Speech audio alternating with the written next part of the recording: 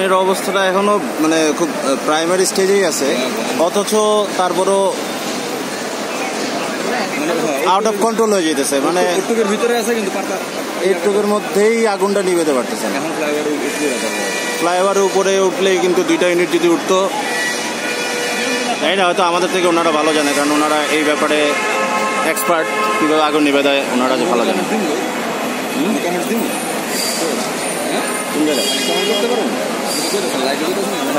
না, ভিডিওতে এই উপরে একবারে কালো ধোয়া, নিচে মনে হয় কোনো প্লাস্টিকের দোকান, প্লাস্টিক বা কাপড়ের দোকান পুড়ে যেতেছে।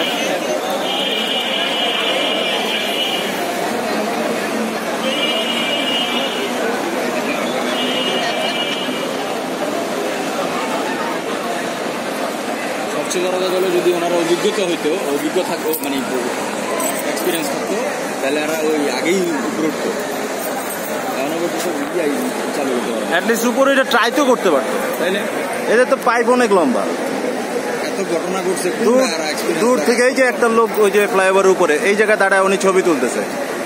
এরকম এই জায়গায় দাঁড়ায় যদি ফ্লাইওভারের একটা ইউনিট যদি দাঁড়ায়, হ্যাঁ, এরকম দাঁড়াইতে পারতো। দূরে গাড়িটা রেখে দূর থেকে পানিটা মারলে সরাসরি পানিটা পড়তে পারতো, উপর থেকে একটু সুবিধা দেবে।